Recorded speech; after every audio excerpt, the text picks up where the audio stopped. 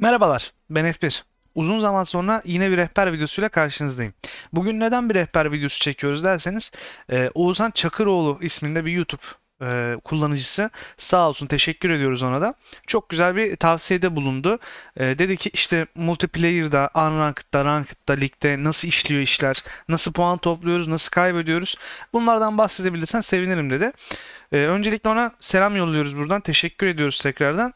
Ardından geliyoruz multiplayer ekranına. Şimdi multiplayer ekranında görmüş olduğunuz üzere social play yani unranked oyunlar diye düşünebiliriz. Ranked oyunlar zaten dereceli oyunlar direkt. Split screen'la bir alakamız yok. O zaten aynı evde oynayan iki kişinin ekranı bölerek oynaması demek. Onun dışında haftalık event'i görüyoruz. Haftalık etkinliği. Onunla ilgili biraz bakacağız. Ligler var. Bir de Line Games var. Line Game'le de ilgilenmeyeceğiz çok fazla. Hemen ligden başlayalım. Önce lig kısmına geldiğiniz zaman. Bu lig kısmı biraz daha ben böyle aynı kişilerle daha uzun süreli işte bir 3 ay, 4 ay hani haftada bir yarış yapayım, haftada 2 yarış yapayım diye hani özellikle takvimlenmiş, her şey hazır. Bir turnuva tarzı düşünebilirsiniz. Bir lig tarzı düşünebilirsiniz. Yarışmak demek. Burada sizin şeyinizi hemen göstereceğim. Sizin süper lisansınızı etkileyecek olan tek şey attendance rating olacak. Benimki D görmüş olduğunuz üzere. Birkaç lige katılmışım ama liglerde hiç yarışmamışım. O yüzden attendance ratingim A'dan gittikçe D'ye doğru düşmeye başlamış. Eğer katılım sağlarsanız da liglere aynı şekilde yükseliyor ve S'e doğru çıkıyor. Şimdi bir tane lig bul derseniz eğer size otomatik bir tane lig önerecek. İşte bir tanesi 4 gün sonra evente varmış. Samstafagat Fahrer diye bir ismi varmış. Büyük ihtimal Alman bir şey.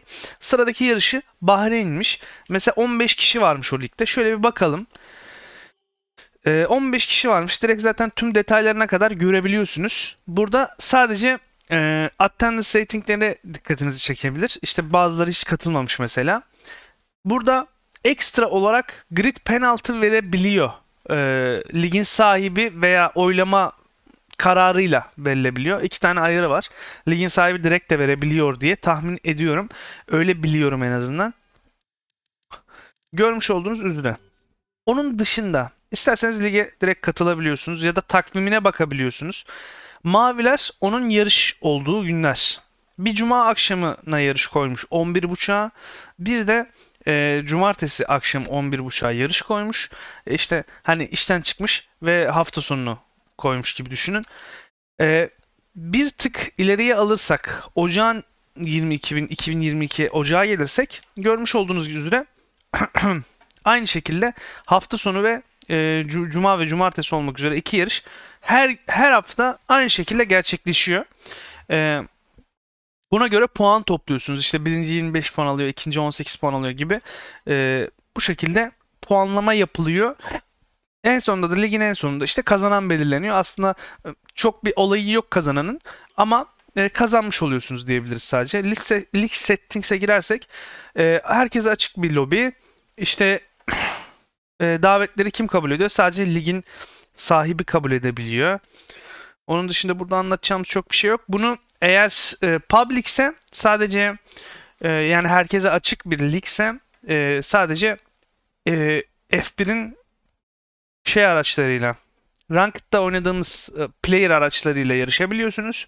Ama public'ten private alırsanız yani gizli yaparsanız sadece davetle girilirse lobiye, lige o zaman normal takım araçlarını işte Mercedes'i, Aston Martin'i falan da tercih edebiliyorsunuz. Bilginiz olsun o konuda. Onun dışında buradan ligin ayarlarından ne kadar uzun bir yarış olduğuna da bakabilirsiniz. 5 turluk yarış açmış. Sadece 15 dakikalık bir qualify session'ı varmış öncesinde. Bir de practice'i varmış single session olarak. Onun dışında simülasyon settings'e bakabiliriz. Her şey standart bırakmış aslında. Hiçbir şey ellememiş. Değişiklik yapmamış diyebiliriz. Bak Ghosting'de açık görmüş olduğunuz üzere. Bunlara bakabilirsiniz. Ayarlarına bakıp size uygun olup olmadığına karar verebilirsiniz bir lige girmeden önce. Track liste girdiğiniz zaman da zaten direkt işte kaç yarış var? 27 yarış var. 2'ye böl. İşte 14, 13 falan. O kadar yarış, o kadar hafta olacak yani yarışınız. O konuda da biraz bilgi sahibi olabilirsiniz. Onun dışında geri gelelim biraz daha. Buradan isterseniz bir ligin access kodları oluyor. Bu lig access kodunu işte arkadaşlarınızla paylaşıp işte rahatça girebilmeniz için kullanıyorsunuz. İşte 3-5 tane rakamdan oluşuyor zaten. Tık tık tık giriyorsun buradan ve lige dahil olmuş oluyorsun. Advanced Search dersen de işte buradan lig kaçta başlamış, kaçta bitiyormuş, hangi günler yarışılıyormuş, işte hangi kıtadaymış, hangi kıtada olduğu önemli. Çünkü North Amerika'da bir lige katılırsanız herkesin pingi olacağı için biraz acı çekersiniz. O yüzden mesela Avrupa deyip arayabilirsiniz. Onun dışında direkt basit arama var. Direkt isim yazıp işte F1 2021 yazıp F1 2021 geçen ligleri sadece arayabiliyorsunuz. Genel olarak burası böyle. Şimdi diğer kısma geçelim bakalım. Diğer kısımda nelerden bahsedeceğiz size. Bir lig de create edebilirsiniz bu arada. Lig create etmesi de basit, aynı. Aynı şekilde. Sizin dahil olduğunuz ligleri de buradan görebiliyorsunuz. Direkt işte buradan bakabiliyorsunuz işte hangi liglere dahilim, önümde hangi yarışlar var falan. Direkt takvimden bakarak ona göre planınızı yapabiliyorsunuz. Ee, Onun dışında weekly event, haftalık eventlerimiz. Haftalık eventlerin bazı ödülleri var. O yüzden haftalık eventler güzel aslında. Şu an Azerbaycan eventi başladı. Bakü'de Pierre Gasly olarak yarışıyormuşuz. Olabildiğince hızlı bir şekilde yarışı bitirmeye çalışıyoruz sanırım. Aynen öyle.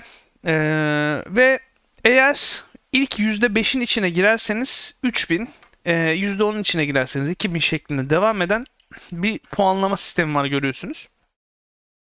%60 ve sonrasında bitirirseniz de 500 veriyor. Bu 500 ne? 3000 ne? Bunlar XP arkadaşlar. XP alıyorsunuz bunun karşılığında. Zaten az sonra benim aldığım XP'yi de göstereceğim. Çünkü bu haftanın eventi yeni bitti.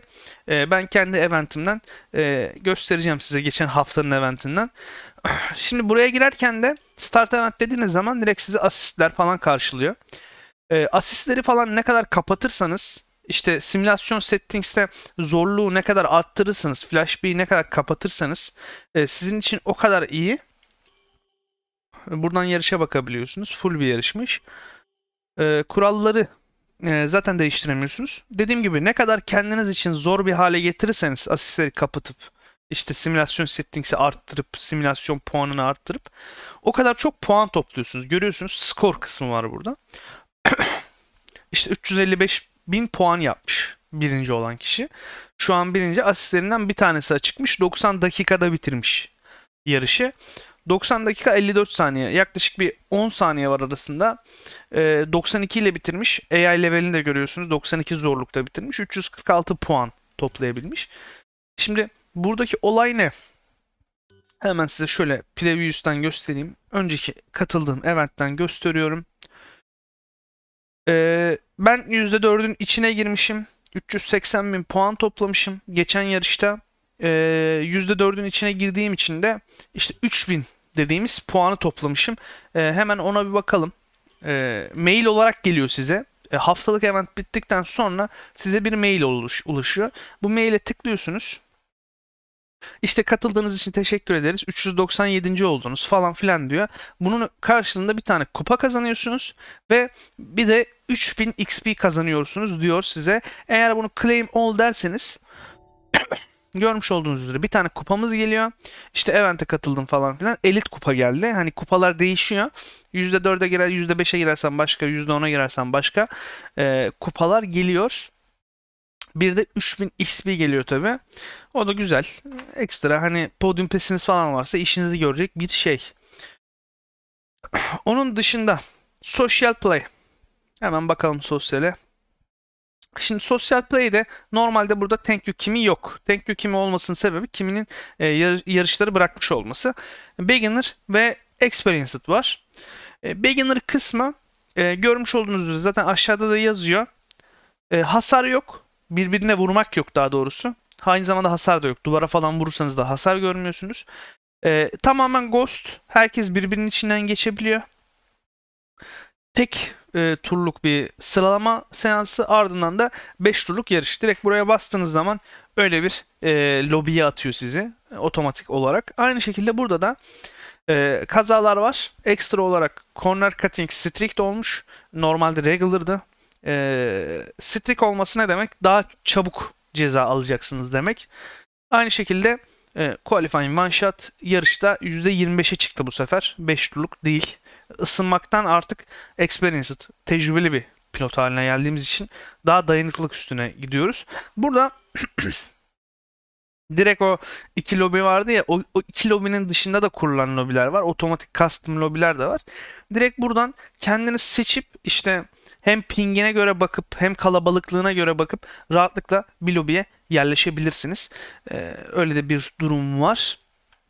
Onun dışında Create a Custom Game derseniz böyle bir ekran karşılayacak size. İşte herkese açık, arkadaşlarınıza sadece açık ya da ben sadece davet atarsam gelsinler şeklinde lobi kurabilirsiniz. Lobi kurduktan sonra direkt settings diyorsunuz. Buradan settingslerini yapıyorsunuz. Buraları zaten çözersiniz. Daha önce anlattığımız şeyler Grand Prix kurmayla aslında aynı mantıkta ilerliyor diyebilirim. Onun dışında sosyal medyada da çok anlatacak bir şey yok. Ranked kısmına geçelim. Ranked kısmında bahsedeceğimiz bazı şeyler var. Önemli şeyler. Ranked kısmına geldiğiniz zaman size bir short, bir de standart şeklinde iki tane seçenek karşılıyor. Standartta one shot qualify %25 yarış. Aynı şekilde short'ta da one shot qualify 5 turluk yarış. Şimdi burada artık işler değişiyor. Ranked olduğu için direkt strikler, işte strik cezalar, ceza alma ihtimaliniz yüksek falan. Şöyle bahsedeyim. Mesela corner cutting'den çok daha rahat ceza yiyebiliyorsunuz. İşte strik hala. Experienced Driver'daki gibi diyebilirim Unracked'daki. Ekstra olarak burada şöyle bir detayımız var. Şimdi şöyle bir süper lisansımı açacağım. Safety rating denen bir kısım var görmüş olduğunuz üzere. Safety rating ne kadar kazaya karışırsanız, ne kadar corner cutting yaparsanız, ne kadar yasa dışı, kural dışı şey yaparsanız o kadar düşüyor. S en yükseği. Onun dışında A, B, C, D yine aynı şekilde azalıyor. Safety ratinginizi ne kadar yüksek tutarsanız o kadar safety ratingi yüksek temiz şoförlerle kapışırsınız. Yani bu ne demek oluyor? Örneğin safety ratingim D olursa bir yarışa girdiğim zaman herkes birbirine dalacak. Sürekli kaza olabilme ihtimali çok yüksek. Bir virajı yan yana dönerken adam size bir anda vurup dışarı atabilir gibi durumlarla karşılaşabilirsiniz. Ama safety ratinginiz ne kadar yüksek olursa mesela S'te işte viraj dönerken de yan yana dönersin, adamla beraber de gidersin. Çünkü ikiniz de safety ratinginizi daha yüksekte tutmaya çalışıyorsunuz. İkiniz de kaza yapıp safety ratinginizi düşürmek istemiyorsunuz. Bir de corner cutting'e çok dikkat etmeniz lazım. Bir tur corner cutting yaparsınız, iki tur corner cutting yaparsanız ama 5 turluk bir yarışta 2'den fazla yaparsanız safety ratinginiz ciddi anlamda dibe çakılır, düşer. Onu bildireyim. Onun dışında bir skill rating diye bir şeyimiz var. Yetenek puanı. Bu bildiğimiz aslında rankınız demek oluyor. Şu an silver'ız. Bu rating kolay kolay artmıyor. Daha çok sürenize falan bakıyor aslında. Daha hızlı gitmeniz lazım. Daha çok kişiyi geçmeniz lazım falan. Onlara bakıyor. Ne kadar çok adam geçer, ne kadar birinci olursanız o kadar safety ratinginiz yükselir. Ee, Onun dışında burada anlatılacak başka bir şey çok da fazla bir şeyimiz yok aslında. Genel olarak her şeyden bahsettiğimizi düşünüyorum. Genel bir bilgilendirme videosu gibi bir şeydi bu. Multiplayer hakkında nasıl daha iyi sürülür ya da nasıl daha çok puan kazanılır falan gibi düşünebilirsiniz. Ranked'da dediğim gibi safety ratinginizi yüksek tutmaya çalışın. Yüksek tuttuktan sonra çok daha elit yarışçılarla karşılaşacaksınız ve çok keyifli yarışlar yarışacaksınız efendim. Şimdilik kendinize iyi bakın. Yine diğer videolarda görüşmek üzere. Hoşçakalın. Bay bay.